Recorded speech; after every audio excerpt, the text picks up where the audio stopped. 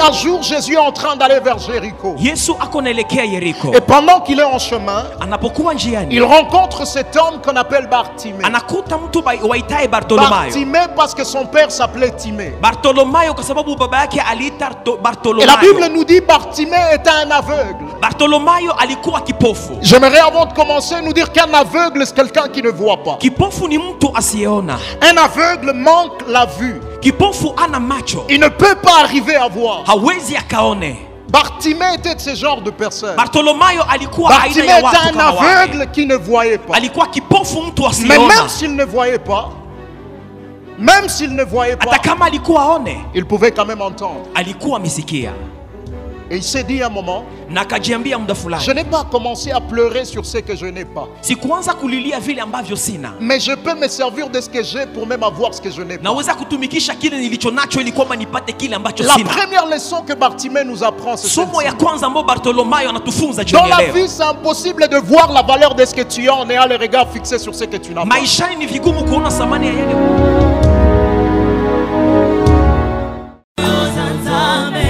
Kumama, kumama, kumama kolo, kumama kolo, kolo Yesu, yema yangwana toto, boli maboko, toto toli oyo, toto toli oyo. Mwana totomboli, totomboli maboko, totatoli oyo, oyo simili,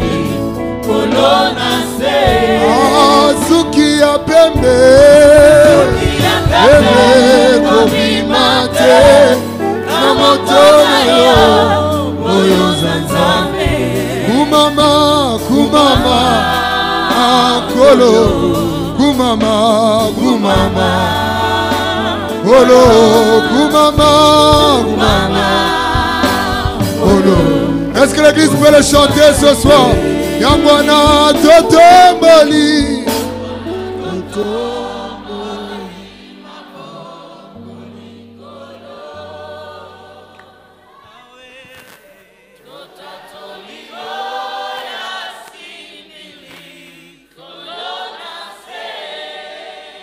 Yangwana totomboli.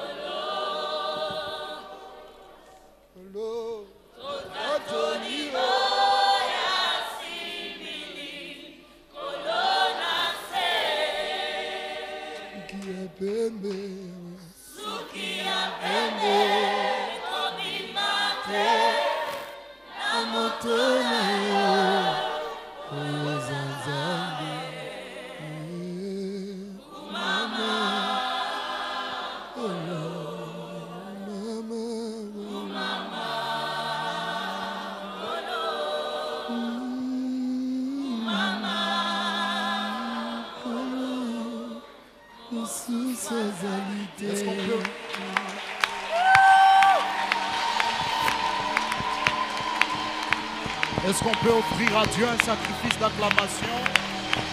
Tunaweza chapa makofi kwa Bwana. Tumchapie Bwana makofi.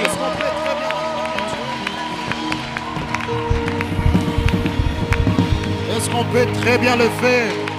Tunaweza kumshangilia Est-ce Bwana qu'on vizuri. peut très bien le faire?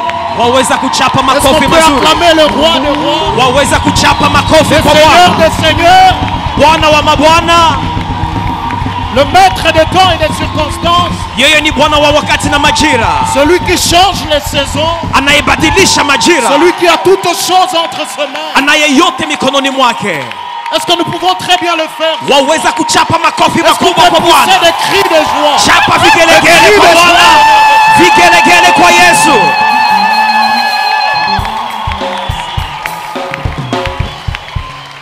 J'aimerais là où tu es un moment que tu dises à Dieu, parle à mon cœur ce soir. Anza kuambia Mungu, ongea na moyo wangu jioni ya leo. Est-ce que tu pouvais lui dire, t'es parlé encore ce Waweza soir? kuambia Mungu, ongea nami jioni ya leo. Dis-lui, je veux que la parole ce soir me soit personnelle. Sema Bwana, nahitaji neno liwe langu Lui, pekee. je ne suis pas venu d'abord pour le voisin, Sikuja kwa ajili ya jirani, mais je suis venu d'abord pour moi-même. nimekuja kwa ajili yangu. Et j'aimerais que tu me parles personnellement. Nataka uongee nami kwa Est-ce que upekee. quelqu'un peut parler à Dieu? Waweza pour moi? kuongea na Mungu?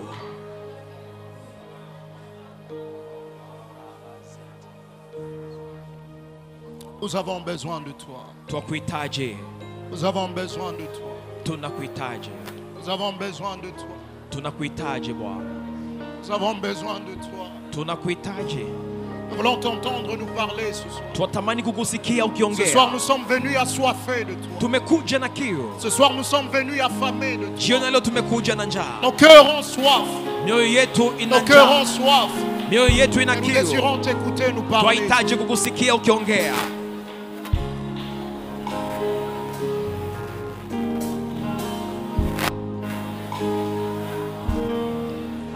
Seigneur, merci pour ce soir. Bwana, asante kwa ajili ya jioni ya leo. Merci pour ce soir. Asante kwa jioni ya leo. Combien nous avons besoin de toi. Tunakuhitaji kweli, Combien nous avons besoin de voir Jésus. tunakuhitaji Yesu, tukuone. Nous avons besoin de rencontrer Jésus. Twahitaji kutana na Yesu. Je prie, Seigneur, que tu atteignes tes objectifs ce Naomba soir. utimize lengo lako. Je prie qu'il n'y ait rien ni personne Naomba mtu ama kitu fera que nous ne puissions pas te rencontrer ce soir. kisituzuize kukukuta wewe. Combien j'ai encore besoin de ta grâce Tunahitaji neema yako pour transmettre parole. ili kwamba tuongee neno lako. Je me recommande à toi. Najiacha mikononi Je mwako. recommande mon interprète à toi. Naacha mtafsiri wangu Sors-toi de mikononi nous mwako. comme de vases d'honneur entre tes mains. Tutumie kama vyombo vyako. Merci Asante, ouvert. asante kwa mbingu, Merci pour les ciels ouverts. asante kwa mbingu Merci de le iliyofunguliwa. faire pour nous. Asante kwa Au nom kuifanya de kwetu, Jésus. kwa jina la Yesu. Amen. Nous pouvons reprendre nos places. Tunaweza kaa.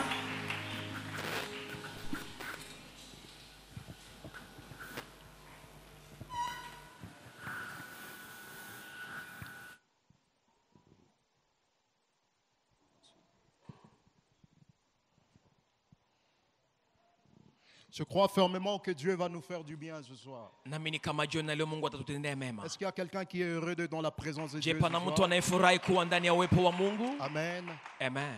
Je n'aimerais pas commencer le message ce soir Sipendi kuanza ujumbe wa leo sans sincèrement dire merci à Papa pasipo kumwambia dadi asante de nous avoir accordé de parler de la part du Seigneur. kwa kutupa fursa ya kuongea kwa niaba ya Mungu. Est-ce qu'on peut honorer Dieu pour ce que Papa est et pour ce Tunaweza qu'il fait kuheshimisha dans- Mungu tukichapa makofi na vigelegele kwa yale Baba amefanya. J'aimerais aussi dire merci à tous les comités de la jeunesse. Asante kwa kamati yote ya vijana. Et je crois fermement que Dieu va nous faire du bien. Naamini Mungu atatutendea mema. Amen. Amen. Le thème que Dieu m'a donné pour nous ce soir, Mada Mungu amenipa jioni ya leo, je voulais vraiment parler d'autre chose, ningelitamani kuongelea mambo mais Dieu mengine, m'a demandé d'insister sur ça. lakini Bwana ameniomba nisisitize kwa J'aimerais ajili ya parler hiyo. de ce que la vie de Bartimée nous apprend sur les saisons. Nitaongelea kile ambacho maisha ya Bartolomayo natufunza kuhusu majira, Ce que la vie de Bartimée nous apprend sur les saisons. yale ambayo maisha ya Bartolomayo inatufunza kuhusu majira. Et nous allons par la grâce de Dieu continuer là où l'homme de Dieu s'est arrêté hier. Nitazidi kuanzia pale ambapo mtu wa Mungu aliachia jana. L'objectif de mon message ce soir, Lengo ya ujumbe wangu jioni ya c'est leo l'objectif qui m'a été assigné, ni lengo ambao nimepewa, c'est de nous parler de certains obstacles liés à l'accès à une nouvelle saison ni kuwazungumzia vizuizo kwa kugusa, kwa kufikia majira ou mapya, à une visitation à ciel ouvert. vizuizo ya kufanya kwamba tusifikie kutembelewa. Et nous allons essayer d'évaluer la vie de cet homme qu'on appelle Bartimée. Tutaona maisha ya Bartolomayo. Et je crois que Dieu nous fera du bien. Naamini ya kwamba Mungu atatutendea mema. Ce soir, nous allons lire deux portions d'Écriture. Tutasoma usomi mbili,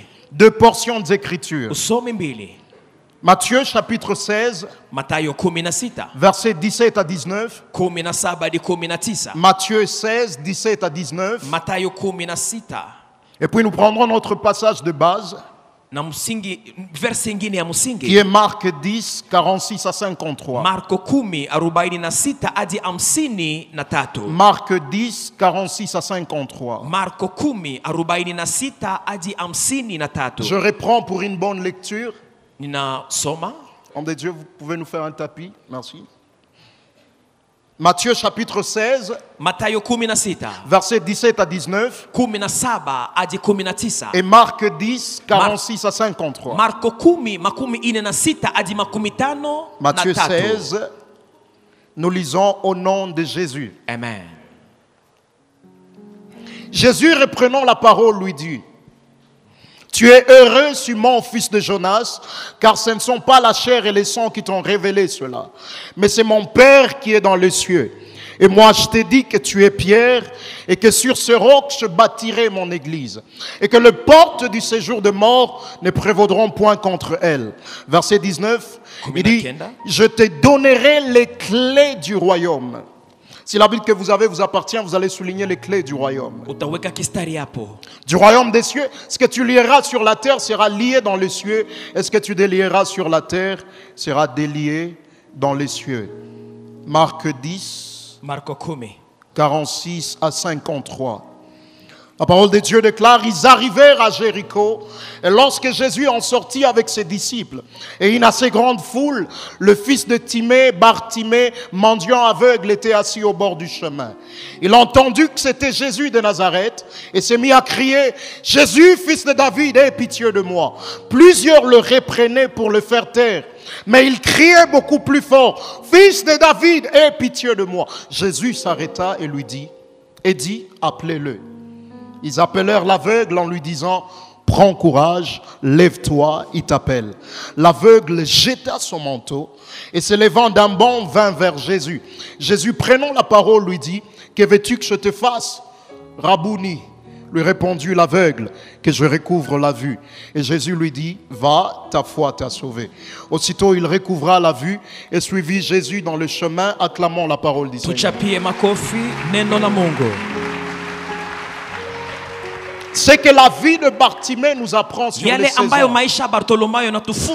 Bible nous dit: un jour Jésus est en train d'aller vers Jéricho. Et pendant qu'il est en chemin, il rencontre cet homme qu'on appelle Bartimée. Bartimée parce que son père s'appelait Timée. Et la Bible nous dit: Bartimée était un aveugle. J'aimerais, avant de commencer, nous dire qu'un aveugle, c'est quelqu'un qui ne voit pas. Un aveugle manque la vue. Il ne peut pas arriver à voir.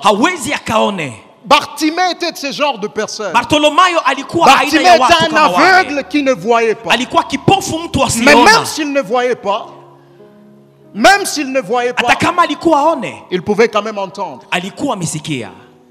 Et il s'est dit à un moment: je n'ai pas commencé à pleurer sur ce que je n'ai pas, mais je peux me servir de ce que j'ai pour même avoir ce que je n'ai pas. La première leçon que Bartimée nous apprend, c'est celle-ci.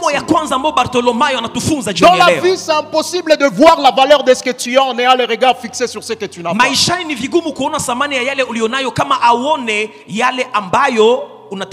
Tu ne peux pas voir la valeur de ce que tu as en ayant que le regard fixé sur ce que tu n'as pas. Plusieurs personnes, frères et sœurs, ils n'arrivent pas à jouir de ce qu'ils ont. Ils n'arrivent pas à voir la valeur de ce qu'ils ont, parce qu'ils ont tellement le regard fixé sur ce qu'ils n'ont pas. Et la première leçon que Bartimée nous apprend par rapport aux saisons, c'est que pour changer ta saison, Dieu n'aura pas besoin de ce que tu n'as pas. Il se servira de ce que tu as pour te donner même ce que tu n'as pas. Et plusieurs fois, lorsqu'on a que le regard fixé sur ce que nous n'avons pas, nous risquons de rater la saison de Dieu. Bartimée aveugle, il ne voit pas. Mais il se dit: je ne veux pas m'attarder à pleurer sur ce que je n'ai pas. Je n'ai pas la vision, je n'ai pas la vue, mais je peux quand même entendre. Je peux quand même entendre. Ça me rappelle un homme dans la Bible, dans Jean chapitre 5. On a dit à la piscine de Bethesda, il y avait plusieurs malades. La spécialité de cette piscine, c'était que tout le malade qu'on amenait, wagonjwa wote ambao walileta il restait à l'écart. walibaki Et il y a pembeni. un ange de l'Éternel qui est arrivé. Malaika alikuwa anashuka, Il pouvait agiter l'eau. Et angelitokotesha toutes les fois qu'il maji, agitait l'eau, anapotokotesa maji, celui qui était jeté dans l'eau le premier, ambaye aliingia wa il kwanza arrivait ndani, à être guéri. alikuwa amepona. Et ce jour-là, Jésus arrive Na siku hiyo Yesu anafika à cette piscine. kwenye kisima hicho, Il rencontre un homme. anakuta Un homme mtu qui a fait beaucoup d'années là-bas. mtu ambaye alifanya miaka mingi Et hapo. Jésus lui pose une simple question. Yesu akamswali, Veux-tu être guéri? wahitaji kupona? Mais écoutez ce que la personne est en train de dire. Sikia hiyo ambayo huyo mtu anasema, Je n'ai personne pour me jeter dans l'eau. sina mtu wa kunitupa majini, Je n'ai personne pour me jeter dans l'eau. sina mtu wa kunitupa majini. Et Jésus pouvait s'étonner. Yesu Il angelishtuka, dit, mais comment tu t'attends à quelqu'un alors que moi je suis déjà là? namna gani unachunga mtu ijapokuwa mimi niko? Jésus voulait lui dire, moi je suis la personne de ceux qui n'ont personne. Yesu alitamani kumwambia, mimi ni Tu yule n'as personne pour ambaye, te jeter dans l'eau. mimi ni mtu wa wale Mais moi wasiokuwa je na suis la watu, personne de ceux qui n'ont personne. mimi ni mtu anayesaidia wale wasiokuwa na Mais il est watu. attardé à ce qu'il n'a pas. Anaangalia zaidi vile Qui ne ambavyo voit pas ana, le Christ qui est là à côté de aone lui. Kristo aliyo karibu Une nawe, autre chose, il est en train de s'attendre au mouvement de l'eau. anachunga maji Il dit, tokote. un ange arrive, il agite l'eau. Malaika Et anaposhuka na toutes les kukotesha fois que l'eau maji, est agitée, na wakati maji je n'ai yanatokota, personne pour me jeter sina dans l'eau. mtu wa kunitupa Il ndani. dit, mais comment toi tu t'attends à ce que l'eau soit agitée Anamwambia, namna gani unasubiri maji alors tokote que l'eau de vie est déjà là en mouvement pour toi? ijapokuwa maji ya uzima iko tayari Parce karibu que nawe? lorsque l'eau était agitée, Wakati maji ilikuwa il fallait ikitokota, localiser l'agitation de l'eau. ilibidi uone namna Pour jinsi être jeté dans l'eau. inatokota ili kwamba Mais ujitupe lorsque ndani. l'eau de vie entre en mouvement pour vous, Wakati maji inakuja pembeni c'est lui qui yako, vous localise. ni maji njo Vous n'avez pas inakutafuta, besoin de le localiser. hauhitaji C'est kuiwinda, lui qui vous localise. ni maji na Mais kukujia. cette personne a presque raté sa Huyu visitation. mtu alikuwa amepoteza Il a kutembelewa presque kwake, raté le changement de sa saison. alikuwa ametamani kukosa Juste kubadilika kwa parce qu'il est majira, attardé à ce qu'il n'a pas. sababu anashikamana na vitu asivyokuwa Je n'ai navyo. personne. Sina mtu, L'eau n'est pas encore agitée. maji haijatokota. Plusieurs fois, lorsque tu regardes ce que tu manques, Mara nyingi unapotizama yale tu ambayo ne peux pas hauna, arriver à voir la valeur de ce que tu as. huwezi kuona thamani ya kile Mais ulicho la bonne nacho, gestion de ce que tu as lakini kuchunga peut vizuri te kile donner ulicho même ce que nacho tu manques. inaweza kukupa hata kile ambacho hauna. Bartimée se dit, Bartolomayo je n'ai pas anajambia, la vue, sina macho mais je peux quand même entendre. lakini naweza Je peux nikasikia, quand même entendre. naweza Et la nikasikia, bonne gestion de ce que j'ai na kuchunga pourra vizuri me nilicho donner même nacho ce que je n'ai pas. kitanipa kile ambacho sina. Dans Matthieu chapitre 2, Ndani ya Mathayo 2, la Bible nous dit, après la naissance de Jésus, kisha Yesu kuzaliwa, Jésus qui naît dans une crèche, Yesu amezaliwa katika là ori où la personne de nous ng'ombe. n'aurait voulu naître. Hakuna ambaye angelitamani kuzaliwa hapo Et katikati je yetu, m'imagine des gens en train de pleurer. na watu walikuwa Dans cette wakilia crèche ici, nous n'avons pas d'argent. ndani ya hori ili Nous hatuna n'avons pas fedha, pu trouver du logis dans l'hôtel. hatukupata nafasi ya Parce que kulalia nos moyens insuffisants. sababu hatuna Nous n'avons pesa, pas tout l'argent dont nous avons hatuna besoin. pesa ambayo tunahitaji. Mais la Bible dit après sa naissance, Kisha kuzaliwa il y a kwake le mage qui vient de l'Orient. palikuwa mamajusi Et ils waliokuja, sont venus avec l'or, l'encens et la myrrhe. walikuja na utajiri Frère, mbalimbali. le problème n'est pas d'être dans une crèche. Shida sikuwa ndani ya Le hori problème, est-ce qu'il y a la royauté en toi qui fera que ya l'argent maana ni vienne? kujua, je, ndani mwako pana ufalme ambao itavutia. Plusieurs fois, nous plairons. Non, moi je suis dans la crèche. Mara nyingi tunalia niko ndani Non, ya non, hori. frère, le problème n'est pas d'être dans la crèche. Shida sikuwa ndani ya S'il y a la hori, royauté en toi, kama ndani mwako pana l'argent ufalme, suivra la royauté. pesa qui est en toi. itafuata ufalme. J'aimerais dire à quelqu'un ce Namwambia soir, mtu jioni ya leo, tout ce que Dieu a élevé yote ambao ne sont Mungu pas des aliinua, gens qui sont venus de familles riches. si watu waliotoka ndani ya Tout jamaa ce za que Dieu a utajiri, élevé wote ambao Mungu n'étaient pas des ameinua, gens qui avaient des appuis si derrière watu eux. ambao walikuwa na watu wa Tout ce kuwasapoti, que Dieu a élevé wote ambao Mungu n'étaient pas ameinua des gens qui avaient tout le soutien dont ils avaient hawakukuwa besoin. na msaada ya watu. Mais plusieurs fois, Mara nous nyingi n'arrivons pas à voir la valeur de ce que nous avons. hatuone thamani ya kile tulicho Parce que nous nacho, nous attardons à pleurer sur ce que nous n'avons pas. sababu tunaomboleza juu ya yale Dieu ambayo m'a hatuna. demandé de dire à quelqu'un ce soir, Bwana ameniambia tu niambie as mtu jioni pendant ya leo, longtemps cherché le travail, tu n'en trouves pas. utatafuta kazi siku nyingi Parce que hautaipata. Dieu ne t'a pas créé quémander l'emploi. Mungu akukuumba ili kwamba Mais il t'a uombeombe créé kazi. donner de l'emploi à beaucoup de Amekuumba gens. ili kwamba wewe upane Mais makazi. tu n'arriveras pas à voir cela Hautaona hii, tant hautapata que tu as hiyo tes regards simplement fixés sur ce que tu as wakati manqué. macho yako inatizamia yale ambayo hauna.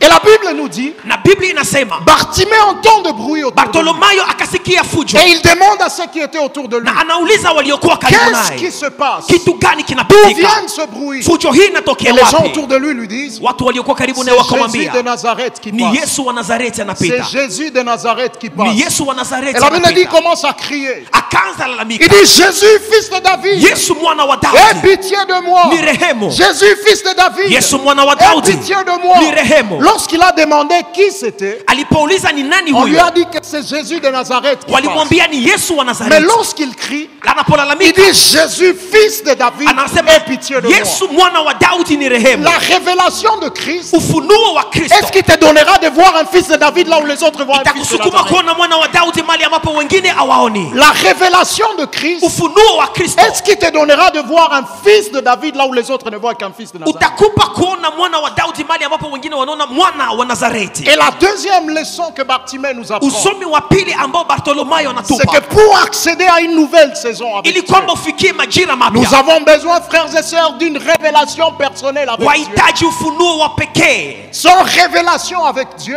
Pasipo ufunuo wa tu ne Mungu pourras jamais accéder à la nouvelle saison. huwezi kufikia majira Tu peux mapya, même rater la nouvelle saison. unaweza kupoteza majira Juste mapya parce qu'il te manque une révélation personnelle de Christ. sababu hauna ufunuo mpya wa Kristo. On est en train de dire dans Matthieu chapitre 16, Ndani ya Mathayo 16 versets 13 à 16, 13 hadi un 16, jour Jésus est avec ses disciples siku moja Yesu na wanafunzi et il wake leur pose une question. Il wakamswali, leur dit, qui est-ce que les gens disent que je suis? watu wanasema mimi ni nani? Moi, le fils de l'homme. Mimi mwana wa Adamu. Remarquez qu'il leur a demandé qui il était Aliwauliza yeye ni nani, en connaissant qui il était. akijua yeye ni nani. Parce que c'est très dangereux de chercher que les gens vous disent qui vous êtes sans vous connaître. Ni hatari watu wakuambia uko nani kama wewe mwenyewe C'est haujui très uko dangereux nani. de chercher votre définition de vous-même dans les autres sans vous connaître. Ni hatari kujua anwani yako kama mwenyewe haujijui. Il dit, qui est-ce que les gens disent que je suis? Moi, le fils de l'homme. Anasema watu wanasema mimi ni nani, Et les mwana wa disciples Adamu. répondent, les uns disent que tu es Élie, Wakasema les wamoja autres Jérémie, wanasema uko les Elia, autres Yeremia, Jean-Baptiste, Yohana les autres l'un Mbatizaji, des prophètes. nabii. Il dit, ok. Akasema ni Alors, kweli. et Aha. pour vous alors, Sasa nyinyi qui dites-vous que je suis? wasema mimi ni nani? Frère, c'est possible de connaître le nom que les autres donnent à Jésus sans connaître Jésus. Yawezekana kujua jina ambayo wengine wanampatia Yesu pasipo peke yako kumjua. C'est possible d'avoir d'informations sur lui sans avoir sa révélation. Yawezekana kuwa na ujuzi juu ya Yesu pasipo kuwa na ufunuo wake. Et c'est cela le problème de l'église aujourd'hui. Na hiyo ndio shida Il y ya a kanisa leo. beaucoup d'informations, mais il y a peu de révélations. Tuna taarifa nyingi za habari kuhusu On a Yesu lakini tellement hakuna entendu des ufunuo. choses sur lui. Tumesikia sana habari za Mais on Yesu n'a pas de révélation personnelle avec lakini lui. hatuna ufunuo wa pekee wa Yesu. Il dit, c'est bon de savoir tous les noms que les autres lui donnent. Ni vema kujua majina ambayo watu wanampa. Mais alors pour vous, qui est-ce qu'il est? Sa kwa nyinyi yeye ni nani? Et Pierre se lève. Petro akasimama Il dit, tu es Christ, le Fils de Dieu vivant. akasema, wewe ni Kristo mwana wa Mungu aliye hai. La révélation personnelle de Christ. Ufunuo pekee wa Kristo. Frères et sœurs, avez-vous une révélation personnelle de Je, Christ? una ufunuo pekee wa Kristo? Pouvez-vous dire que vous connaissez Dieu par expérience? Waweza sema unamjua Mungu kupitia Sur historia, base d'une expérience personnelle que vous avez avec lui. kupitia historia ya upekee. Je ne vous demande pas combien de choses vous avez entendues sur lui. Sitawauliza mambo ngapi mmesikia juu ya Yesu, Mais quelle est la révélation que vous avez de lui? lakini ufunuo gani ulionayo juu yake? Vous savez, un homme, il s'appelle Lot. Palikuwa mtu mmoja waliomuita Lut. Dieu appelle Abraham. Mungu anamuita Il lui dit, quitte Ibrahim, ta patrie, quitte ton pays et va dans le pays que je te montrerai. anasema toka ndani ya nchi yako na uende pale ambapo Et puis nitakuelekeza. pendant qu'Abraham a écouté Dieu, il obéit à la voix de Dieu. Abrahamu alisikia Mungu na katii, Il part avec des gens. akakwenda na watu, Et Lot est parmi les gens qui le suivent. na Lutu ni mmoja miongoni mwao. Mais Lot Lutu suivait Abraham. alimfuata Lui Ibrahim, n'avait jamais entendu Dieu. alikuwa hajawahi kumsikia Vous Mungu. savez, il est très facile d'être un suiveur de Christ sans suivre Christ. Ni rahisi kufuata walio na Kristo pasipo kumfuata Kristo. Il est très facile d'être un suiveur de Christ sans suivre Christ. Ni rahisi kufuata wanaomfuata Kristo pasipo kufuata Kristo peke yako. Ce n'est pas mauvais de suivre ceux qui suivent Christ. Si vibaya kufuata wanaomfuata Mais Kristo. aussi longtemps où cela devient un obstacle pour vous à les suivre. Na kama hiyo inakuwa kizuizo kwa wewe Ça kumfuata devient Kristo dangereux peke pour yake, inakuwa hatari Mais ce kwako. que j'aime avec Lot, Ninayopenda na Lot Lutu. n'est pas resté à ses premiers niveaux. Lutu akubaki kwa Où ngazi il la suivait kwanza. quelqu'un à qui Dieu avait parlé sans l'avoir entendu. Ambapo alimfuata mtu ambaye Mungu aliongea naye bila Mais il est kumkuta. arrivé aussi à bâtir sa propre expérience. avec Alifika kwa ngazi la kujenga urafiki pekee na Mungu. Qu'avez-vous comme expérience personnelle avec Dieu? Urafiki pekee gani na Mungu ulionayo? On dit à Bartimée, Wanamwambia Bartolomayo, ça, c'est le Jésus de Nazareth qui passe. ni Yesu wa Nazareti. Mais lui, parce qu'il a une révélation personnelle de Dieu, Yeye sababu ana ufunuo pekee wa Mungu. il dit Jésus, fils de David. Akasema Yesu mwana wa Daudi ni rehemu. Et pendant qu'il est en train de crier, Anapolalamika, la Bible dit ceux qui étaient autour de lui, Biblia inasema waliokuwa kando naye il le reprenait pour le faire taire. wakamnyamazisha na kusema Il kaa le kimya. reprenait pour le faire taire. Wakamkalisha Il lui kimya. disait, mais tu déranges trop Jésus. Wakasema unasumbua Tu sumbua. importunes trop Jésus. Unasumbua Quand Yesu. même tu en fais trop. Unasumbua. Arrête-toi. Simama Mais la sasa. Bible me dit, Biblia inasema plus on le reprenait, zaidi plus walimnyamazisha, il criait encore davantage. zaidi alilalamika, Parce qu'il a compris ceci. sababu alielewa hivi. Dans la vie, mieux vaut que les gens te reprennent te disant que tu déranges trop Dieu, Heri watu wakunyamazishe kuliko waseme unamsumbua Mungu. au lieu que Dieu te reprenne te disant que tu déranges trop les hommes. Heri watu wakunyamazisha wakisema unamsumbua Mungu kuliko watu Mungu akunyamazisha akisema unasumbua watu. Mieux vaut que les hommes te reprennent te disant que tu déranges trop Dieu, Heri watu wakunyamazishe wakisema unasumbua Mungu au lieu que Dieu te reprenne te disant que tu déranges trop les hommes. kuliko Mungu akunyamazisha akisema unasumbua watu. Plus on le reprenait, Zaidi plus il walimnyamazisha, criait encore zaidi davantage. alilalamika, Plus il a persévéré. zaidi alidumu. Il ne s'est pas laissé suivre par les obstacles qu'il rencontre. Akuacha vizuizo On le kumfunika. reprend, mais il sait ce qu'il a comme objectif. Wanamnyamazisha lakini anajua Il nini crie anatafuta. encore davantage. Analalamika zaidi. La nouvelle saison, Majira mapya des fois, exige la persévérance. inahitaji kudumu. Persévérance. Kudumu. Un jour, on demande à quelqu'un, Siku moja wakamswali mtu, persévérer veut dire quoi? kudumu inamaanisha nini? Et dit persévérer, simplement la combinaison de deux mots. Akasema kudumu inakuwa na maneno mawili. Percez et vous verrez. Inamaanisha ingia kinaganaga na utaona. Il a persévéré. Alidumu. Frères et sœurs, sans persévérance avec Dieu, Ndugu yangu, dumu pamoja na Mungu. nous risquons de rater certaines choses avec Dieu. Pasipo kudumu tutakosea mambo fulani. Matthieu 7,7, Mathayo 7:7. la Bible dit quoi? Biblia inasema nini? Demandez et l'on vous donnera. Ombeni mtapewa. Frappez et l'on vous ouvrira. Pigeni odi mtafunguliwa. Cherchez et vous trouverez. Tafuteni mtafunguliwa. Ce sont les trois niveaux de la prière. Na ni ngazi tatu ya maombi. Le premier niveau, Ngazi la kwanza ce sont les prières de demande. ni maombi ya kuomba. Lorsque vous demandez, Unapoomba on vous donne au moment où vous demandez. wanakupa wakati unaomba. Ça, ce sont les prières instantanées. Hii ni maombi ya Vous ghafla. priez, vous voyez les résultats. Unaomba na kuona Vous matokeo. avez demandé ceci à Dieu, il vous les donne au même moment. Uliomba Mungu hiki anakikupa.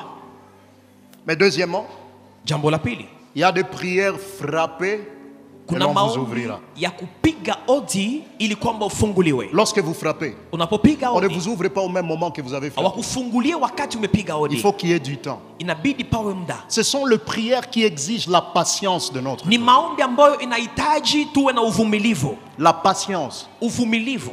Mais troisièmement, Jambo la tatu, cherchez kutafuta et vous trouverez. na utapata. Le temps qu'on met en cherchant Muda ambao unapitia devient unapotafuta encore trop grand que le temps qu'on a mis en frappant ni ndefu kuliko muda unapopiga odi ou en demandant. ama unapoomba. Ça sont les troisième sorte de prières qui exigent de nous la persévérance. Hii ni aina ya tatu ya maombi ambayo inaomba kudumu, Et sa persévérance, na bila kudumu il y a des choses que vous n'allez jamais vivre avec Dieu. kuna vitu ambayo hautaishi na Mungu. Sans persévérance, Pasipo kudumu vous risquez de rater la nouvelle saison avec Dieu. unaweza kutokufikia majira mapya.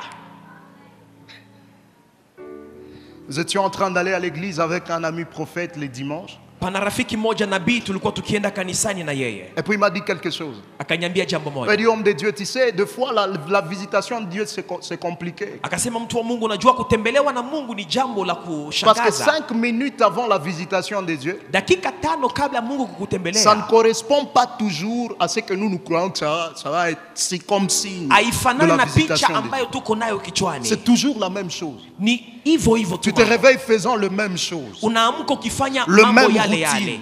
Hiyo njia. Et peut-être ce jour-là, tu t'es dit, Yawezekana siku hiyo ah, umejiambia, je suis tellement fatigué. nimechoka. Jusqu'à quand je vais continuer à mener cette vie? Mpaka lini nitaishi hivi? Peut-être j'ai vu les autres évoluer Nimeona wengine sans wameendelea s'attendre à ce que moi je suis en train d'attendre ici. pasipo Alors je peux prendre cette direction-là. nachukua njia hii. Et tu ne sauras jamais Na utajua ce kama que Dieu avait en réserve pour toi. kile ambacho Mungu alikuwa amekuwekea Parce que tu kesho. n'as pas persévéré. Sababu haukudumu. D'autres personnes n'arrivent pas à persévérer Wengine hawadumu à cause de ce que les gens leur disent. kwa ajili ya yale watu wanawaambia, À cause de moqueries de gens. kwa ajili ya watu kuwaziaki. Mais j'aime cet homme Bartimée. Napenda On Bartolomeo. le reprend, mais il crie encore plus fort. lakini Il akalalamika crie zaidi. encore plus fort. Akalalamika zaidi Jusqu'à un niveau, hadi kwa ngazi Jésus l'appelle. ambamo Yesu Il akamwita vient. akasema kuja. Les mêmes personnes qui le décourageaient Wale waliomfunja commencent à moyo lui dire, va, il t'appelle. wakamwambia kwenda, Va, anakuita. il t'appelle. Jipe moyo, J'aimerais anakuita. dire à quelqu'un, Namwambia mtu, il y a des gens qui t'encourageront que lorsqu'ils verront les fruits de ton propre kuna watu encouragement. watakuchapia makofi siku wataona matunda. Que lorsqu'ils verront les fruits de ton propre encouragement. Siku wataona matunda ya bidii yako. Tout le monde les décourageait. Kila mtu alimuzofusha. Mais lorsqu'ils voient les résultats, Wanapoona matokeo ils disent, va, il t'appelle. wanamwambia songa Va, mbele, il anakuita. t'appelle. Songa mbele. Mais vous étiez là à me décourager. Ulikuwapo mkinivunja Qu'est-ce moyo. qui se passe maintenant? Kitu gani Ce sont kinapitika les genres sasa? de personnes Ni aina ya qui te watu diront lorsqu'ils voient les résultats, wanapoona matokeo. nous étions en train de prier pour toi. Tulikuwa na kuombea na ndugu Nous yetu. étions vraiment en train de prier pour Tulikuwa toi. na kuombea sana. Voilà pourquoi dans la vie, Ndio maana maisha, si vous savez que Dieu est avec vous, kama unajua kwamba Mungu ni pamoja prenez à nao, ne pas dépendre des encouragements des hommes. jifunze kutokusikia kuvunjika moyo ya Lorsque watu. tu sais que Dieu est avec toi, Kama unajua Mungu ni pamoja nao, encourage-toi toi-même avant. jitie nguvu mwenyewe. Lorsque les hommes verront les résultats, Watu watakapoona ils matokeo vont alors t'encourager. watakusukuma mbele. Ça me rappelle un homme dans la Bible. Mtu mmoja Il Biblia s'appelle Josué. jina lake Joshua, Dans le tout dernier chapitre de Deutéronome, kwa sura ya 4 ya Kumbukumbu la Deutéronome Torati, chapitre 34, Kumbukumbu la Torati Moïse 34:4, Musa et anakufa Dieu prend soin de parler de la mort de Moïse. na Bwana anaongelea kifo ya Musa. On dit, Moïse, mon serviteur, est mort. Anasema Musa mtumishi Mais wangu dans le amekufa. livre de Josué, Ndani ya kitabu cha Joshua Dieu vient, Mungu il est anakuja en train de parler à Moïse, à Josué, anaongea na Joshua, et il dit, Josué, anasema Joshua au chapitre 1er, verset 2, kwa sura ya 2, Moïse, mon serviteur, est mort. Musa mtumishi wangu amefariki. Comment parler de la mort de Moïse 2 fois? Waliongelea mauti, kufa kwa Musa mara pili. On a parlé de la mort de Moïse dans les derniers chapitres de Deutéronome. Waliongelea kufa ya Musa kwa sura ya mwisho ya C'était Kumbukumbu. suffisant. Ilikuwa imetosha. Et pourquoi Dieu, tu me rappelles encore que Moïse est mort? Kwa nini Mungu ananikumbusha tena kama Musa La amekufa? première fois lorsque Dieu parle de la mort de Moïse dans Deutéronome, Mara ya kwanza Mungu anapongelea kufa ya Musa katika Dieu Kumbukumbu. voulait dire Moïse comme personnage physique et passé. Alitamani kuongelea Musa kama vile mwanadamu Mais kimwili lorsque Dieu vient amekufa. parler à Josué, Anapongelea Joshua mara ya il lui pili, dit Moïse, mon serviteur, est mort. amesema Musa mtumishi Ce wangu n'était pas amekufa. Moïse comme personne physique. Haikukuwa Musa kama vile C'était mwanadamu. Moïse comme saison. Ilikuwa Musa kama vile majira. Parce que c'est très dangereux d'avoir une saison Moïse dans le temps de Josué. Ni hatari kuwa na majira Musa katika wakati wa Joshua. Il dit Moïse, mon serviteur, est mort. Amesema Musa mtumishi wangu La amekufa. saison de Moïse est passée. Majira ya Musa imepita. C'est ta saison à toi, Ni Josué. majira yako Joshua. Et puis il lui dit plusieurs fois, Kisha namwambia mara nyingi dans ce tout premier chapitre, ndani ya hiyo sura ya kwanza, fortifie-toi jipe nguvu et prends courage. na uwe hodari.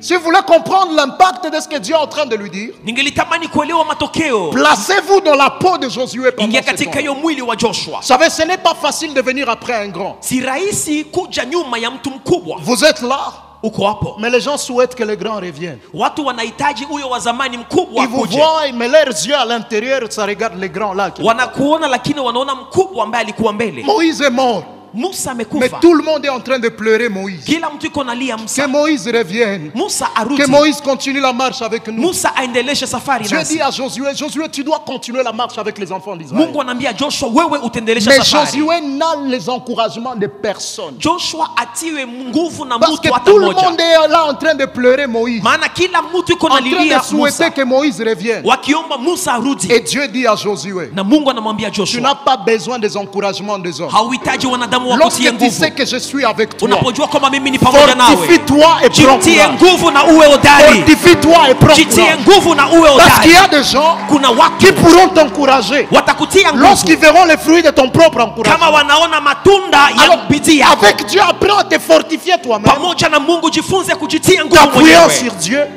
ukishikamana na Mungu et avance. na kusonga mbele. Bartimée a persévéré. Bartolomayo alidumu. Et lorsque les gens voient le fruit, Watu wanapoona matokeo ils l'encouragent maintenant. wakaanza kumutia nguvu. Christ l'appelle. Kristo akamuita, Il dit, viens. anasema kuja. Mais lorsqu'il appelle Bartimée, Anapomwita Bartolomayo, Bartimée comprend Bartolomayo que anaelewa j'ai sur moi des choses ya kwamba nina mambo qui peuvent me retarder la marche vers ambayo Jésus. inaweza kufanya kwamba nichelewe kumkaribia J'ai Yesu. sur moi le manteau. Nina koti, Ces manteaux dans lesquels je place tout ce qu'on me donne comme koti aumône. ambayo naweka ndani mwake yote Si je ninayopata. cours avec ces manteaux, Nikakimbia na koti hii, ça va me retarder la marche vers Jésus. itanifanya kuwa dhaifu. Et la Bible dit Bartimée, Bartolomayo il jette les manteaux akatupa hiyo et vazi il va vers Jésus. na akakwendea Yesu, Il jette les manteaux. akatupa hiyo koti. La quatrième leçon que Bartimée nous apprend, Somo la nne, c'est que nous devons savoir nous dépouiller de tout ce qui nous retarde de la marche vers notre tujifunze visitation. kuachana na mambo ambayo inafanya kwamba tuchelewe kumkaribia Yesu. Nous détourner ou mettre de côté Tuweke kando tout ce qui nous retarde de la marche vers notre visitation. yote inayotuchelewesha kufikia kutembelewa kwetu. La première leçon, Somo la kwanza, c'était que tu ne peux pas voir la valeur de ce que tu as en ayant les regards fixés que sur ce que tu n'as pas. huwezi kupata vile ambavyo unatarajia, hauwezi kuona thamani ya vile ulivyo navyo kama unatarajia zaidi vile ambavyo hauna. Et nous avons vu que pour commencer une nouvelle saison dans ta vie, Na tumeona kwamba ili kwamba uanze majira mapya maishani, Dieu ne se servira pas de ce que tu n'as pas. Bwana atatumikisha vyenye hauna, Il se servira de ce que tu as. atatumia kile ulicho Pour des nacho fois même te donner ce que tu n'as pas.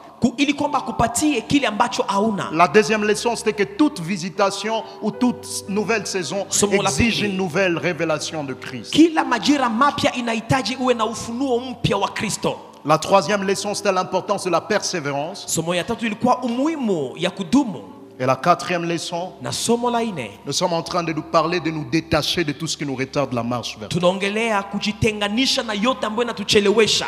Frères et sœurs, Kaka dada, avec Dieu, pamoja na il Mungu n'y a pas à aller loin si vous n'êtes pas prêt à payer le prix qu'il faut payer. huwezi kwenda mbali kama unakataa kulipa bei.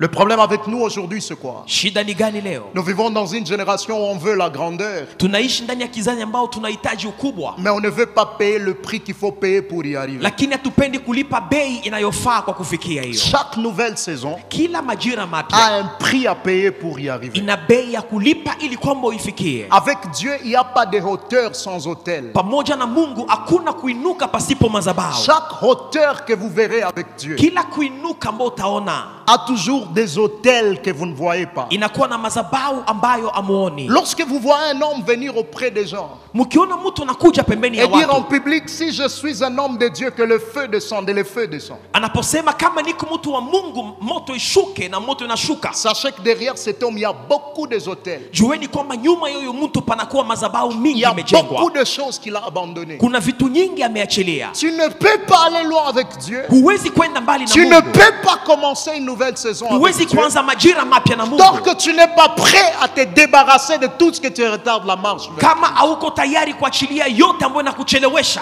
Quelles sont ces choses qui te retardent la marche avec Dieu? Vitu gani vinachelewesha safari yako Quelles sont même pamoja na ces Mungu? personnes qui te retardent la marche? Ni watu gani wanakuchelewesha katika safari yako?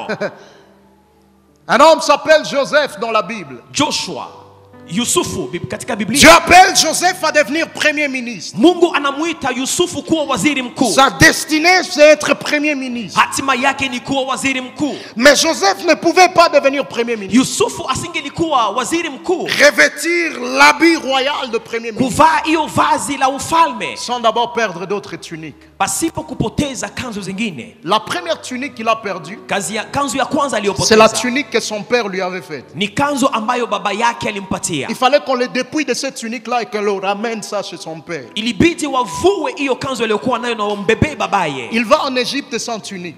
Amekwenda Misri Dans la pasipo maison de kanzu. Potiphar, on lui donne une tunique de Ndani ya de nyumba serviteur. ya Potifa wanampatia Mais kanzu ya il ne peut mtumishi. pas devenir premier ministre avec cette tunique-là. Hawezi kuwa waziri mkuu na hiyo Il fallait kanzu. que cette tunique reste dans la maison de Potiphar. Ilibidi hiyo kanzu ibaki katika Il nyumba va ya en Potifa. prison, on lui donne une tunique de prisonnier. Anaingia ndani ya jela, wanamupa Mais il kanzu ne peut pas ya devenir premier mfungwa. ministre avec cette tunique-là. Hawezi kuwa waziri Il na faut hiyo aussi qu'il kanzu. perde cette tunique Ilibidi et apoteze qu'on hiyo lui donne alors kanzu la tunique de premier ministre. na wamupe sasa kanzu ya Toi, waziri tu mkuu. veux une nouvelle saison avec Wewe Dieu, wahitaji majira mais tu mapya na ne veux Mungu, pas perdre de tunique. lakini hupendi kupoteza makanzu fulani. Et beaucoup de fois, on est là à prier. Mara nyingi tunaomba, Seigneur, la nouvelle saison. Bwana nipe majira J'ai mapya, besoin d'une nouvelle saison. nahitaji majira Je te dis, mapya. débarrasse-toi encore de ça. Bwana anakwambia achilia mambo fulani, Débarrasse-toi encore de ça. achilia mambo fulani, Abandonne cette personne-là. acha huyu mtu. Tu ne peux pas avoir ça avec ce que tu as. Huwezi kupata hiyo na kile ulicho nacho. Tu es en train de prier que Dieu te donne le mariage, Uko naomba Mungu akupe ndoa, mais tu es avec le papa d'autrui. lakini wewe na masakoshi ya watu huko. Il dit, on ne fait rien, il ne me donne que l'argent, on ne fait rien. Ananipaka tu pesa, sifanye kitu. Il ne m'envoie que les mégas, on ne fait rien. Il ne m'envoie que les Ananitumiaka mégas. tu mamega, sifanyake kitu. Seigneur, le mariage, visite. Bwana nitembelee na ndoa. Il va te dire, non, non. Anakuambia hapana, Ma visitation à moi, ça ne se passe pas comme ça. sitembele yake mtu mwenye kumwambia hivi. Si tu veux que je recouvre ta vue, si tu veux que je recouvre ta vue, Ukipenda nifunike upya maisha yako, Bartimée, jette le manteau. Bartolomayo tupa hiyo Ce koti, manteau qui te retarde la marche. hiyo vers moi. koti ambayo inakuchelewesha.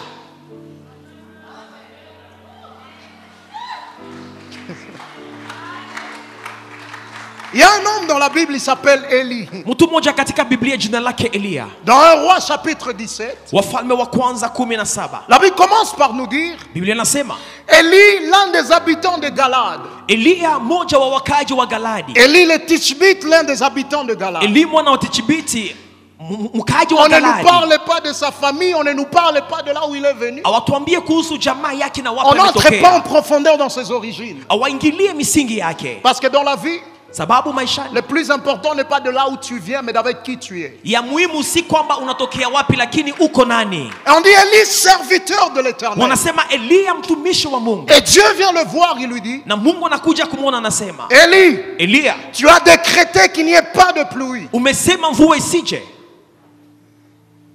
Mais tu ne vivras pas les conséquences. Tu ne vas pas être épargné des conséquences de ça. lakini na wewe vile vile utaishi matokeo. Alors je te dis, Élie, Nakwambia Eliya, va t'installer au torrent de Kérit. uende kwa kijito cha Kerito, Et là, au torrent de Kérit, na huko kwenye kijito lile il dit, j'ai ordonné aux corbeaux de te nourrir. nimeamuru kibombobombo kitakulisha. Mais toi, ta part à faire, Wewe c'est de boire de l'eau du torrent. utakunya maji ya kijito. Et Élie s'en va. Na Eliya akakwenda, Et après un temps, kisha la Bible dit, le torrent a séché. hiyo kijito kikakauka. Et puis Dieu lui dit, Mungu akamwambia va à Sarepta. uende Pasarepta. 3 problèmes qu'Élie pouvait avoir. Shida tatu ambayo Eliya alikuwa nayo. Le premier problème, Shida ya kwanza c'est attendre que Dieu fasse sa part alors que lui n'a pas fait sa part. ni kuchunga Mungu afanye sehemu yake ijapokuwa yeye bado hajafanya sehemu Attendre que yake. Dieu le bénisse dans la désobéissance. Anachunga Mungu amujibu ndani ya kukosa kutii. Seigneur, tu m'as promis le corbeau pour me nourrir. Bwana umeniaidia kibobobombo ili kwamba nile. Mais Dieu lui dit, mais tu n'es pas parti. Mungu akamwambia ukuenda. Parce que la visitation de Dieu ne se trouve que dans la direction de Dieu. Kutembelewa na Mungu na ikuta ni wakati uko ndani ya njia ya Mungu. La provision de Dieu ne se trouve que dans la direction de Dieu. Akiba ya Mungu iko ndani ya njia ya Mungu. Premièrement, c'est attendre que Dieu envoie le corbeau pour te nourrir alors que tu n'es pas parti.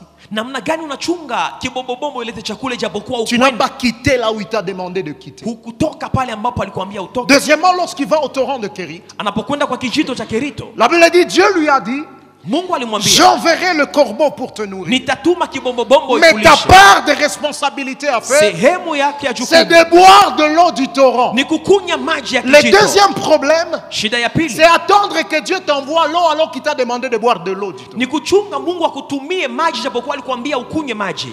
Dieu lui a dit qu'il va t'envoyer le corbeau. Mungu alisema atakutumia kibombobombo. Mais toi, ta part à faire, c'est boire de l'eau. Wewe sehemu yako ni kukunywa maji. Et beaucoup d'Élis meurent de faim, meurent de soif. Kuna Waelia wengi wanakufa En na se kiu, disant, Dieu a menti. wakisema Mungu amedanganya, Alors que tu n'es pas simplement arrivé à faire ce que Dieu t'a demandé de faire. ijapokuwa aufanye ile ambayo Mungu amekuomba Je voudrais ufanye. nous dire, pour une nouvelle saison, il y a toujours la part de responsabilité de Dieu et notre part. Ndani ya majira mapya pana jukumu la Mungu na jukumu lako vile vile. Le problème arrive lorsque nous attendons que Dieu fasse pour nous ce qu'il attend que nous faisions pour nous-mêmes. Shida ni wakati unachunga Mungu afanye kile ambacho mwenyewe unapaswa fanya.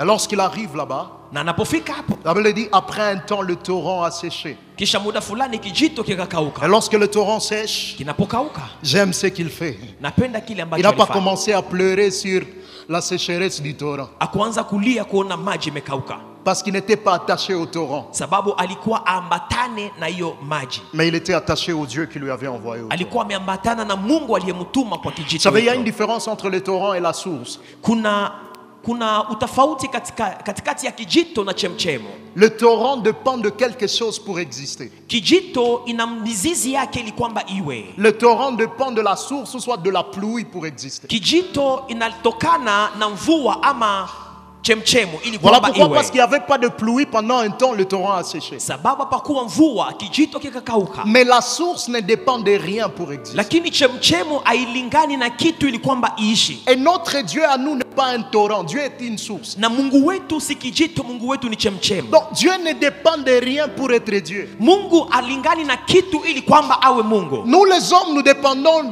des autres pour être ce que nous sommes. Sisi wanadamu tunaambatana na wengine ili kwamba tuwe kile ambacho Pour venir, j'avais besoin de quelqu'un pour m'amener. ili kwamba nije ilibidi pawe Pour prêcher, nous avons besoin wa kunibeba. des amis qui sont à la technique. Ili kwamba tuhubiri inabidi tuwe na watu wanaounda mambo. Mais Dieu est celui qui ne dépend de rien pour être ce qu'il est. Lakini Mungu alingani na kitu ili kwamba awe kile alicho. C'est là, abandonnons ce genre de prière-là. Tuache maombi kama haya. Seigneur, si tu ne me donnes pas, Bwana kama unipe, je vais t'abandonner. nitakuacha. Tu crois que si toi tu as abandonné Dieu, il y a des atomes et des molécules qui vont quitter Dieu parce que toi tu es parti? Unazana kama wewe ukaacha Mungu na kimbia, atapungukiwa na kitu. En fait, Dieu ne dépend pas de toi pour être ce qu'il est. Mungu alingani na wewe ili Mais kwamba c'est aitwe toi qui Mungu. dépends de lui pour être ce que tu es. Wewe njoo unalingana naye ili kwamba uwe kile Dieu ambacho se uko. suffit en lui-même. Anajitoshelea Il est mwenyewe. capable de produire ce dont tu as besoin pour être Dieu sans cesser d'être Dieu. Anaweza kuzaa kile ambacho anahitaji ili kwamba awe Mungu. Et Élie était attaché à Dieu. Na Eliya aliambatana na Il Mungu. n'était pas attaché au torrent. Akuambatana na kijito. Celui qui est attaché au torrent, il sèche avec la sécheresse du torrent. Celui qui est attaché au torrent sèche avec la sécheresse du Yule torrent. ambaye anaambatana na kijito kinapokauka, anakauka pamoja na kijito. Mais celui qui est attaché au Dieu qui l'a envoyé au torrent, Anayeambatana na Mungu ambaye amemtuma même kwa lorsque kijito. le torrent sèche, il y a un sarepta pour lui. Hata wakati kijito kinakauka pana Même suluhisho. lorsque le torrent sèche, Hata wakati kijito il y a un kinakauka sarepta. kuna Le sarepta. torrent a séché, mais Dieu lui dit, Kijito kinakauka lakini Mungu anamwambia Va Sarepta. wende pa Sarepta. n'attends pas une nouvelle saison, une nouvelle visitation. Usisubiri majira mapya Tant que tu n'es pas prêt à abandonner tout ce qui te retarde la marche. kama hauko tayari kuacha yote ambayo inakuchelewesha. Et lorsqu'il arrive auprès de Jésus, Anapofika kwa Yesu, Jésus lui pose une question. Yesu anamswali. C'est parmi les questions que l'homme de Dieu nous a données hier. Ni moja ya maswali ambazo mtu wa Mungu ametupatia jana. Les grandes questions de la vie. Swali kubwa za maisha. Dieu lui pose une question. Yesu anamswali. Il lui demande, Anamuuliza, que veux-tu que je te fasse? wahitaji nikutendee nini? Écoutez sa réponse. Sikia jibu yake. Que je recouvre la vue. Nipate kuona. Que veux-tu que je te fasse? Wahitaji nikutendee nini? Que je recouvre la vue. Nipate kuona. Il demandait l'aumône auprès des hommes. alikuwa akiombaomba sadaka kwa watu, Mais msaada. l'aumône n'a pas fait qu'il ne rentre plus là-bas. Hiyo misaada haikufanya kwamba asirudi hapo. Lorsque Jésus lui demande, Yesu anapomuuliza, que veux-tu que je te fasse? wahitaji nikufanyie Il nini? ne demande pas l'aumône à Jésus. Aombe msaada kwa Yesu. Il dit que je recouvre la vue. Anasema nipate kuona. Bartimée a su quitter les prières de besoin pour les prières de transformation. Bartolomayo alitoka kwa ngazi la kuomba vitu na kuingia kwa ngazi la kuomba mabadiliko. La nouvelle saison commence. Majira mapya yanaanza. Ça c'est très important, frères et sœurs. La nouvelle saison commence majira mapya yanaanza lorsque nous apprenons à quitter les prières de besoin pour les prières de transformation. wakati tunatoka kwa ngazi la kuomba vitu na kuanza kuomba mabadiliko. Il a su que l'aumône Alijua kwamba fera msaada que les gens m'aident encore. itafanya kwamba watu wanisaidie Mais kila si siku. j'ai la vue, Lakini kama nina mecho, j'aiderai plutôt les autres. nitasaidia wengine. Apprendre à quitter les prières individuelles pour les prières générationnelles. Kujua kutoka kwa ngazi la maombi ya pekee na kuombea vizazi. La nouvelle saison Majira mapya exige que nous quittions les prières de besoin pour les prières de transformation. inaamrisha tutoke kwa maombi ya mahitaji tu na kuomba juu ya mabadiliko yetu. Il y a des saisons que vous n'allez jamais vivre dans la vie. Kuna majira hautafikia Tant que vous ne venez qu'à Dieu, kabla ungali nakuja kwa que Mungu pour vos besoins, kwa mahitaji tu, mais pas pour la transformation. hapana ili kwamba uishi mabadiliko. Bartimée ne dit pas à Jésus, Bartolomayo amwambie Yesu, donne-moi l'aumône. nipatie Mais il msaada. dit que je recouvre la vue. Anasema nibadilishe nipate Il quitte kuona. les prières de besoin Anatoka kwa ngazi la pour kuomba les juu ya prières de mahitaji, transformation. anaanza kuombea mabadiliko yake. Frères et sœurs, Kaka na dada, plusieurs personnes ont raté leur saison avec wengi Dieu. hawakufikia majira yao, Ils n'ont pas pu découvrir lorsque les choses changeaient. hawakujua Lorsque les choses changeaient. wakati mambo yalibadilika, Simplement sababu parce qu'ils n'étaient pas transformés. walikuwa bado hawajabadilishwa.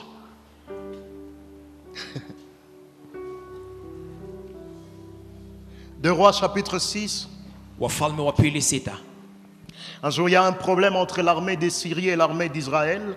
Jeshi la Suria na jeshi la Israeli wanapigana, Et le problème se passe au niveau de l'armée de Syrie. na shida inakuwa ndani ya kambi la Wasuria, Parce que tout ce qu'ils sont en train de prendre comme stratégie, sababu mbinu zote wanazochukua ils finissent par être dénichés par les Israélites. zinajulikana na wana wa Et Israeli. le roi de Syrie se fâche. Na mfalme wa Suria Il appelle akasirika, toutes ses troupes. akaita majeshi Et il leur dit, yake, est-ce que parmi vous, il n'y a pas un espion? akasema miongoni mwenu hakuna wapelelezi, Quelqu'un qui est en train d'aller livrer nos secrets. mtu ambaye ako natoa siri zetu nje. Et quelqu'un dans son armée lui dit, Na mtu mmoja akasema ndani ya jeshi oh lake, roi, mfalme, est-ce que tu ne sais pas qu'en Israël, ils ont un prophète? hujui kama Israeli wana nabii, Quelqu'un qui est en mesure de voir même ce que tu fais dans ta chambre. mtu ambaye anaweza kuona hata yale ambayo unafanya ndani ya chumba Et le lako. roi dit, oh, allez m'amener cet homme. Na mfalme akasema, oh, On muniletee envoie huyo des mtu. chars, des chevaux. Wakachukua magari la Allez prendre le prophète. magari ili kwamba uende Et il se kuleta fait que le nabii. serviteur du prophète, Nabii, il va à l'extérieur. mtumishi wa nabii anatoka nje. Dès qu'il arrive à l'extérieur, Anapofika il nje, regarde la grande armée en train de venir anaona vers lui. jeshi kubwa la Wasuria likija. La Bible dit, il rentre dans la maison. Akarudi ndani ya nyumba, Il dit, prophète, akasema, nabii, c'est fini avec nous. tunaisha, Qu'est-ce que nous allons faire? tutafanya nini? Je ne sais pas ce qui nous attend. Sijue Le kinachotuchunga. prophète le regarde. Mtu wa Mungu akamwona, Il sourit. akacheka. Vous savez, la connaissance de Dieu Wakati unamjua Mungu vous donne kinaganaga, d'être stable dans les instabilités. inakusaidia utulie wakati ambapo mambo inaharibika. Lorsque tu connais Dieu, Wakati unamjua ça te Mungu, donne d'être stable dans les instabilités. inakupa kutulia wakati mambo Le inaharibika. prophète est stable. Nabii Et anatulia, puis il dit, je prie pour toi. anasema na kuombea, Je prie que Dieu ouvre tes yeux afin que tu vois. Mungu afungue macho yako upate kuona. Remarquez, il ne lui a pas dit, je prie que Dieu te donne des yeux pour que tu vois. Akumwombea kwamba Mungu amupe macho apate kuona. Une des mauvaises prières que nous faisons souvent, Maombi mbaya ambayo tunafanya mara nyingi c'est d'aller vers Dieu. Seigneur, donne-moi des yeux spirituels, donne-moi des yeux spirituels. ni kwenda kuambia Mungu, nipatie macho ya kiroho, Les nipe yeux macho. spirituels, tu les as déjà. Macho ya kiroho unayo Mais il faut tayari. plutôt demander d'ouvrir tes yeux pour que tu vois. Ambia Mungu afungue tu hiyo macho. Et lorsque Dieu ouvre ses yeux, Na Mungu anapofungua il macho voit de leur yake, côté une grande armée akaona kwa ngambo yao que jeshi celle qu'il kubwa avait vue. kuliko hiyo Là, jeshi il ya a vu des maadui. chars, des militaires, des chevaux. Kule aliona gari za vita, Mais ici, il voit des chars, mais des chars de feu. lakini huko akaona gari za moto Et il n'a plus eu peur. na kuwa na woga tena. Plusieurs fois, Mara nyingi nous voulons que Dieu ôte le problème de notre chemin. tunahitaji Mungu atoe shida munjia yetu, Alors que Dieu voudrait d'abord changer notre façon de voir. ijapokuwa Mungu anatamani kwanza kubadilisha namna yetu ya kuona. Souvenez-vous de ce jour-là dans la barque. Kumbukeni katika mtumbu hiyo siku Il y a une grande tempête qui se lève. pana zoruba kubwa, Une très grande tempête. zoruba kubwa. Les disciples commencent à pleurer. Wanafunzi Ils se wanaanza disent, qu'est-ce que lia, nous allons faire? tutafanya nini? Ils réveillent Jésus. Wanamwamsha Yesu. Jésus le regarde Yesu et akawatizama dit, homme de peu de foi. akasema, watu wasiokuwa na imani.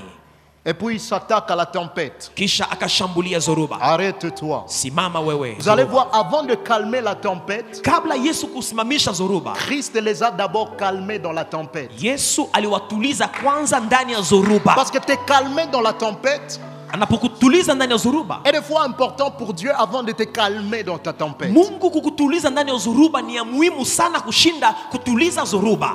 Un homme dans la Bible, il s'appelle Naaman. Mtu mmoja katika Biblia jina lake Naaman Naamani. est un général syrien. Naamani alikuwa jemadari wa Suria, Général syrien. jemadari wa jeshi la Mais il a un Suria, problème, il est lépreux. lakini yeye ni mkoma Et il y a une petite fillette dans sa maison na kuna msichana mdogo qui nyumbani était mwake, sa servante. ni mjakazi Elle wake. lui dit, mais Naaman, je connais un homme qui peut vous aider en Israël. Anasema, Naamani, najua mtu ambaye anaweza kukusaidia C'est un Israeli. prophète. Yeye ni nabii. Naaman se décide, Naamani akaamua avec tout ce qu'il a comme grade, pamoja na de venir Mungu voir wake, le prophète. akwenda kumwona nabii. Mais pendant qu'il est en chemin, Anapokwenda njiani, il s'est fait une idée de comment Dieu va agir. akaanza kupanga jinsi Mungu atafanya. Il s'est dit, Akajiambia, dès que je vais approcher la maison, wakati ndakaribia hiyo nyumba, le prophète sortira. nabii atatoka Il nje, viendra me voir atakuja et niona, il m'imposera le main ataniwekea mikono et je serai guéri. na nitapona. À sa grande surprise, Kwa kushtuka kwake, dès qu'il approche la maison, anapokaribia nyumba, les serviteurs ne viennent même pas vers lui. mtumishi wa Mungu akuje pembeni Il yake. demande plutôt à son serviteur Anaomba mtumishi wake d'aller dire à cet homme, aende ambie huyo mtu, ne va même pas entrer dans la maison. usiingie hata ndani ya nyumba yangu. De là où tu es, rentre, va te jeter dans l'eau. Mali uliposimamia hapo na uende ukajitupe ndani ya maji 7 fois. mara 7. Écoutez cet homme. Sikia huyu mtu, Tout ça, vous ne voyez pas les grades que j'ai. amuone mapeta nilizo nazo. Il dit, est-ce que vous ne savez même pas que chez nous en Syrie, il y a de l'eau pure que cette eau ici? Amjua kwamba kwetu Suria pana maji iliyo safi kuliko maji yenu Et il se hapa. décide de rentrer. Na akaamua anarudia. Pendant qu'il est en train de rentrer, Anaporudi, il y a quelqu'un dans son armée. mtu mmoja ndani ya Il jeshi dit, lake mais akamwambia, général. jemadari, Général, jemadari, si on vous aurait demandé quelque chose de très difficile, wangelikuomba kitu cha Vous nguvu alliez le zaidi, faire. si ungelikifanya. juste vous jeter dans l'eau cette fois. Kujitupa tu maji ni nini? Et il se jette dans l'eau, Akajitupa mara 7 il est guéri. na akapona. Vous savez, si Dieu allait guérir Naaman comme Naaman le voulait, Kama Mungu angelimpona Naamani kwa njia ambayo alikuwa amepanga, Dieu n'allait pas le guérir de son plus grand problème qui était l'orgueil. Mungu asingelitunza hiyo kiburi yake. Des fois, pour Dieu, le problème n'est pas te donner ce que tu demandes là. Mara nyingi shida ya Mungu si kukupatia kile ambacho Mais naomba. Dieu voudrait d'abord traiter ton être intérieur, te transformer. d'abord. Mungu anapenda zaidi atunze uto wako wa ndani, akubadilishe. Écoutez ça, ce jour-là, lorsque le pain était multiplié, Hiyo siku wakati mikate les ilizidishwa, gens ont mangé, watu on walikula, a amené les paniers pour y mettre les restes. walileta vikapo ili kwamba washane. Jésus n'a jamais fait appel au panier. Yesu hajaitaka vikapo Mais ya lorsque kushania le ndani. pain était multiplié, Lakini wakati mikate les ilizidishwa, paniers sont venus de soi. vikapo vikaja. La multiplication de pain amène toujours la multiplication de paniers, mais la multiplication de paniers n'amène pas toujours la multiplication de Wakati pain. Mungu anazidisha mikate, kuna vikapo ambayo inazidishwaka, lakini mkaleta vikapo mingi, si kusema kwamba mikate itazidishwa. Le panier symbolise l'extérieur, Vikapo ni alama ya nje, alors que le pain symbolise l'intérieur. ijapokuwa mkate ni alama ya ndani. Dieu voudrait d'abord transformer notre être intérieur. Mungu anahitaji kwanza abadilishe ndani yetu. Et plusieurs fois, frères et sœurs, il faut venir à Dieu, Mara nyingi tuje kwa Bwana, pas simplement pour le besoin, hapana kwa ajili ya mahitaji, mais d'abord pour notre transformation. lakini kwa sababu ya mabadiliko Parce que tu yetu. peux toi-même être un obstacle à ta propre visitation. Mwenyewe unaweza kuwa mpaka ama kizuizo ya Si kutembelewa ton kwako cœur n'est pas transformé. kama moyo wako hujabadilika bado. Hier, on nous a parlé des destinées, des rencontres et des destinées, des gens que Dieu place dans notre chemin. Jana walituongelea mawasiliano ya hatima, watu ambao Mungu anaweka njiani Pour mwetu, nous amener à un autre niveau. watu bebe kwa ngazi mpya. Mais si tu n'es pas transformé, Kama haujabadilika, tu peux voir quelqu'un, unaweza ona mtu le négliger par rapport à son présent, unamdharau kulikana na umbo ya leo, alors que c'est la personne dont tu as besoin pour t'amener là où Dieu ijapokuwa te ni veut. yeye funguo ya kukubeba mahali ambapo Alors unahitaji. nous avons besoin de cette transformation intérieure. Twahitaji mabadiliko hiyo ya ndani, Là où nous dirons à Dieu, Seigneur, je veux cesser de marcher selon la vue, pale ambapo tutaacha kuambia Mungu nahitaji kutembea kulingana na mais maisha, marcher selon l'esprit, lakini nahitaji kutembea pour ne kulingana pas na roho, rater ma visitation. ili kwamba nisipoteze kutembelewa kwangu nawe.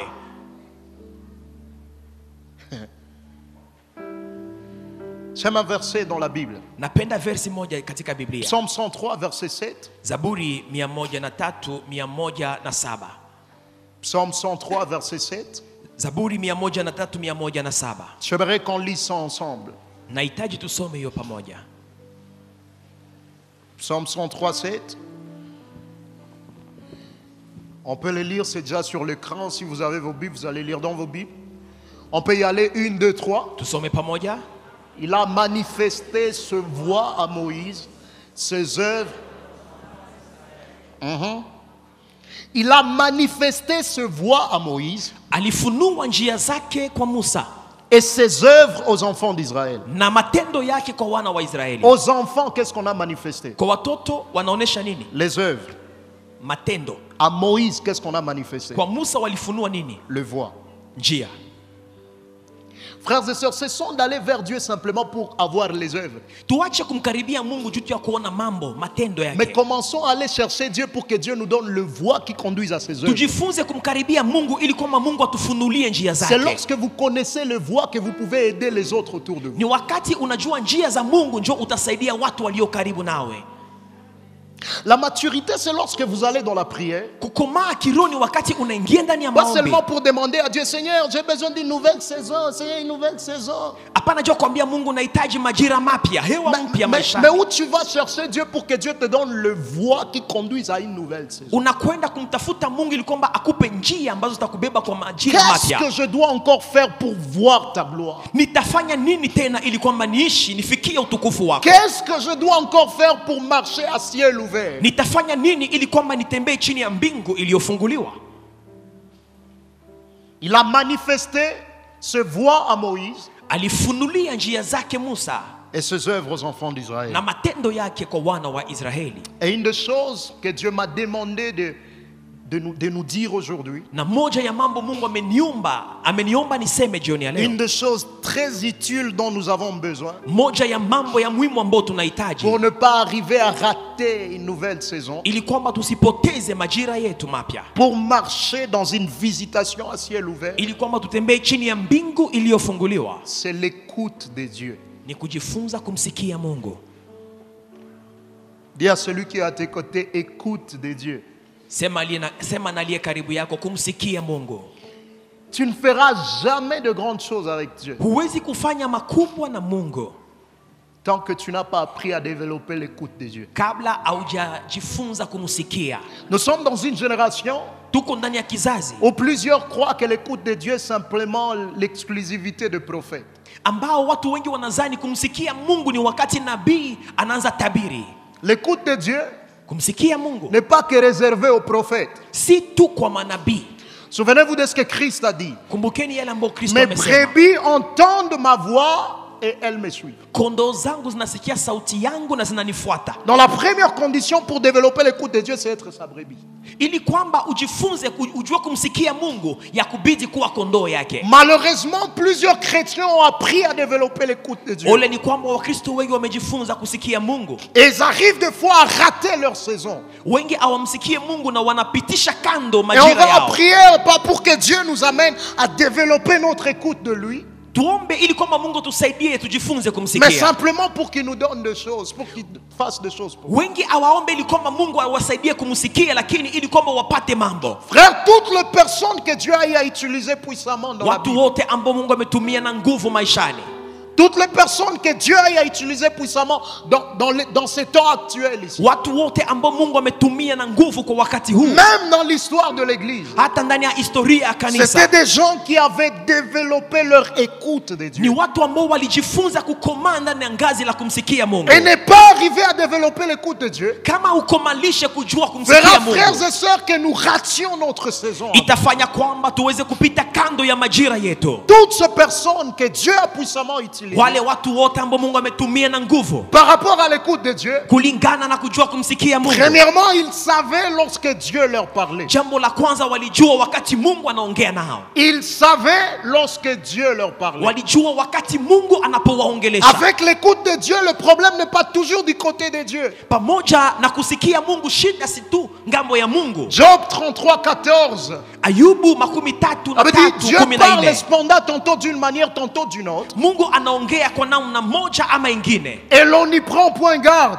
na wengi hawako waangalifu. Le problème de l'écoute de Dieu n'est pas au niveau de Dieu. Shida ya kumsikia Mungu si shida ya Mungu. Dieu parle plusieurs fois. Mungu anaongea mara nyingi, Mais le problème, c'est à notre niveau. À nous. lakini shida ni kwa ngazi letu wanadamu. Alors, toutes ces personnes que Dieu a utilisées puissamment, Wote ambao Mungu ametumia na nguvu, toutes ces personnes qui sont arrivées à marcher à ciel ouvert avec Dieu, wote ambao wametembea chini ya mbingu iliyofunguliwa, c'était des gens qui savaient lorsque Dieu leur parlait. ni watu ambao walijua wakati Mungu anaongea Ils nao. savaient dire que ça, c'est Dieu qui me parle lorsqu'il me parle. Wana uwezo wa kujua huu ni Mungu anaongea wakati Mungu anaongea. Deuxième caractéristique de ces personnes, Tabia ya pili ya wale watu par rapport à l'écoute de Dieu, kulingana na kusikia Mungu, nous avons dit premièrement, ils savaient lorsque Dieu leur parlait. ya kwanza wanajua wakati Mungu anawaongelesha. Deuxièmement, ils savaient ce que Dieu leur disait lorsqu'il leur parlait. Ya pili wanaelewa nini Mungu anawaambia wakati anapoongea.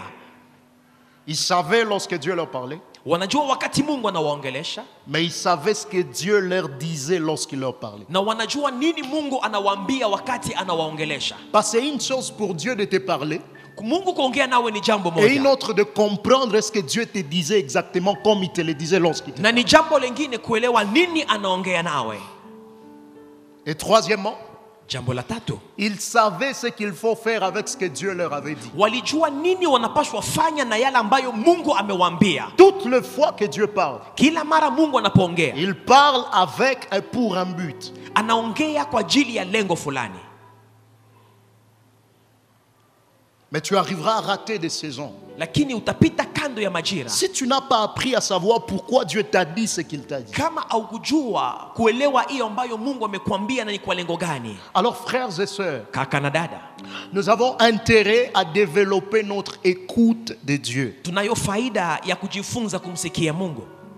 Et la question que quelqu'un peut poser, Na swali ambayo mtu anaweza alors kujipatia, pourquoi est-ce important de développer l'écoute de Dieu? kwa nini ni vema kujifunza kumsikia Mungu? En quoi est-ce que le développement de l'écoute de Dieu nous est important dans la saison et la visitation à ciel ouvert? Kuna faida gani katika kukomalisha kumsikia Mungu ndani ya majira? Et aujourd'hui, je vais simplement aborder une seule raison pour laquelle c'est pour nous important de développer Na l'écoute leo de Dieu. nitaongelea sababu moja inayokuwa inaonyesha umuhimu ya kukomalisha kumsikia Mungu. Si vous pouvez donner un titre à cette raison-là, Kama unaweza kupatia hiyo sababu jina, écrivez le clé du royaume. andika funguo za ufalme. Les clés du royaume. Funguo za ufalme.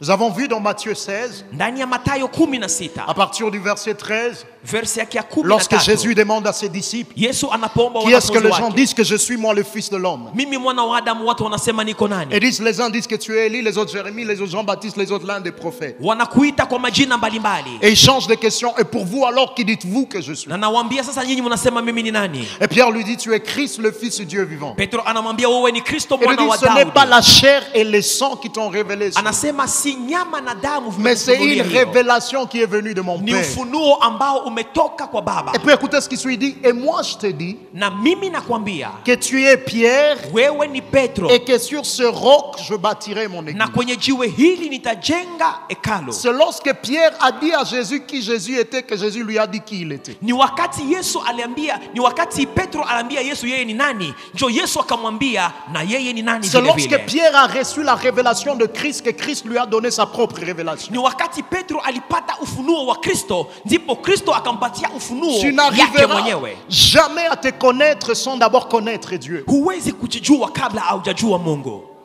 Et puis après ça, il lui dit, Baadaye akamwambia, je te donnerai le clé du royaume. nitakupa funguo za ufalme. Les clés du royaume. Funguo Frères et sœurs, za ufalme. dans le royaume des cieux, Ndani ya ufalme wa mbingu il y a ce qu'on appelle des clés du royaume. kuna funguo. Remarquez, il ne lui a pas dit je te donnerai la clé du royaume. Akumwambia ndakupa funguo, Mais il lui dit je te donnerai les clés du lakini royaume. amemwambia kwa wingi, ndakupa mafunguo. Chaque problème que nous rencontrons dans la vie Kila shida tunayokuta maishani a une clé qui correspond à la solution à ces problèmes. inakuwa na funguo ya jibu yake. Vous savez le problème c'est quoi? Shida ni gani? Nous croyons que la seule clé dont nous avons besoin c'est la prière. Tunazaniaka kwamba funguo moja ambayo tunahitaji kwamba tupate majibu ni maombi. La seule clé du royaume dont nous avons besoin n'est pas que la prière. Funguo moja ya ufalme wa mbingu ambao tunahitaji si maombi tu. Souvenez-vous de cet homme, Mkumbuke huyu mtu celui qu'on appelle le fils prodigue. wanamuita mwana mpotevu.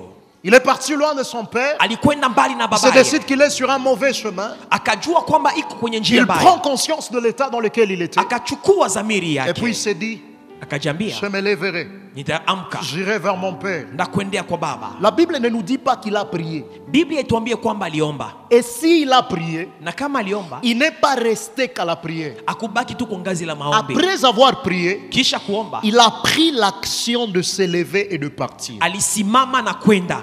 Il y a un temps pour prier, il y a un temps pour agir. Kuna muda wa kuomba na muda wa kutenda. Le problème c'est quoi? Là où il faut prier, nous agissons. Et là où il faut Shida agir, nous prions. ni kwamba mali ambapo inabidi tutende tunaomba, na mali ambapo inabidi tuombe tunapenda Frères et tutende. sœurs, la prière n'est pas la seule clé du royaume dont nous avons besoin Ndugu yangu, parmi les tas de clés du royaume. maombi haiko tu ndio funguo moja ambayo tunahitaji miongoni mwa funguo zote za mbingu. Vous pouvez avoir le même problème, Mnaweza kuwa na shida moja mais watu la wawili, clé dont vous aurez besoin pour commencer une nouvelle saison dans vous lakini funguo ambao mnahitaji ni kwamba mwanze majira ne mapya, seront pas le même. si funguo moja. Voilà pourquoi, frères et sœurs, Ndio maana kaka dada, arrêtons de marcher par imitation, mais marchons par révélation. tuache kuishi tukiona mfano ya wengine, tutembee kulingana na Ce n'est ufunuo. pas parce que lui l'a fait, ça a marché, Si kwa sababu huyo amefanya hivi vikatembea que Dieu sera forcément obligé de le faire pour toi. na Mungu atafanya hivyo hivyo na wewe. Hapana. Souvenez-vous de Jésus. Kumbukeni On Yesu, l'a amené beaucoup de gens. walileta watu wengi, Même problème, tous aveugles. wote ni vipofu. À la première personne, il le regarde, Mtu wa kwanza il akamwona, crache à terre, akatema il chini, prend de la boue, akachukua matope, il prend sa salive, il applique sur ses yeux. hiyo matope akaipaka kwenye Et il lecho, dit, va, lave-toi aux eaux de na akasema Siloé. wende ukanawe. Souvenez-vous que c'est un aveugle. Hein?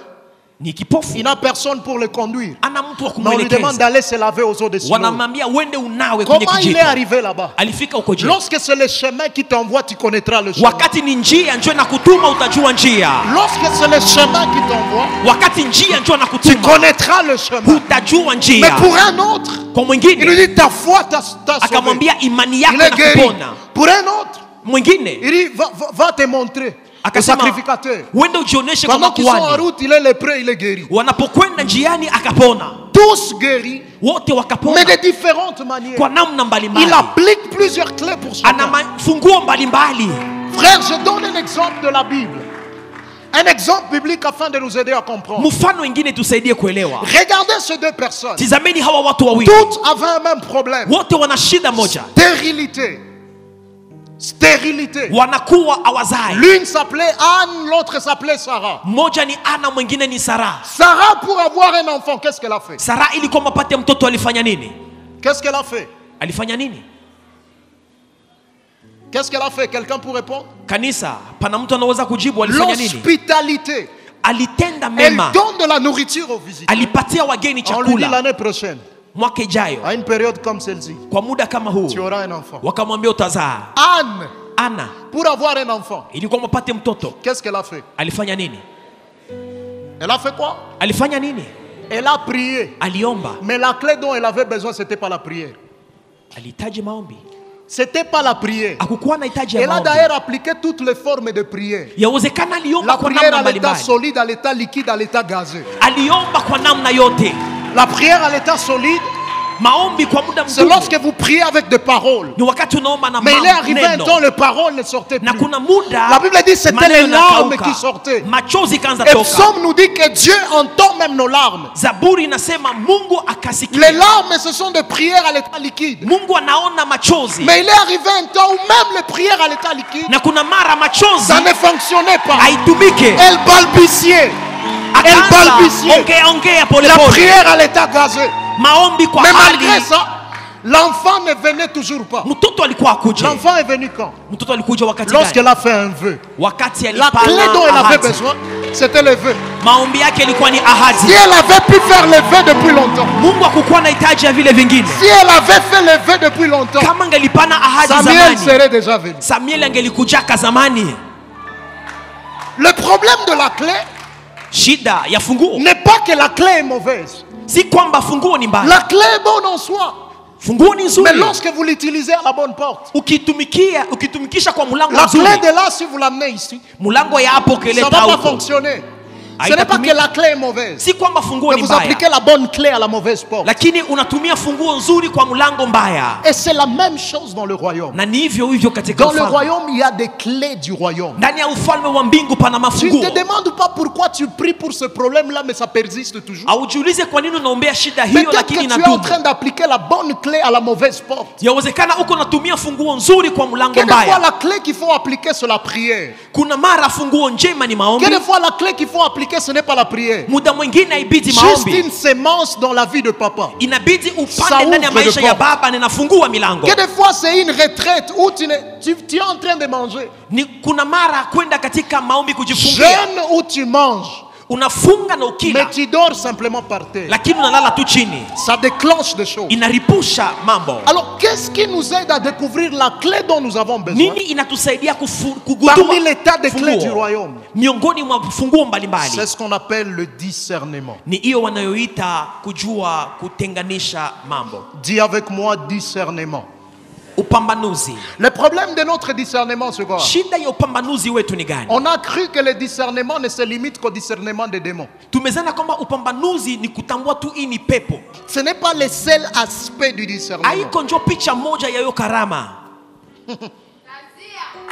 Première chose, Jambo la kwanza, dans le discernement, ndani ya upambanuzi il y a ce qu'on appelle le discernement de la volonté de Dieu. kuna kile wanaita upambanuzi wa matakwa ya Mungu. Romains 12, 2. Waroma 12:2. Un verset que nous connaissons tous très bien. Versi ambao tunajua sote. Mais la plupart des fois, on regarde le premier passage, mais on ne voit pas la suite. de ça. Mara nyingi tunaona picha ya kwanza ya versi hiyo, atuone ya nyuma. Romains 12, 2, la Bible dit, Warumi ne 12:2. vous conformez pas au siècle présent, Musiwe kama kizazi cha leo, mais soyez transformés par le renouvellement de l'intelligence. mubadilishwe na akili mpya.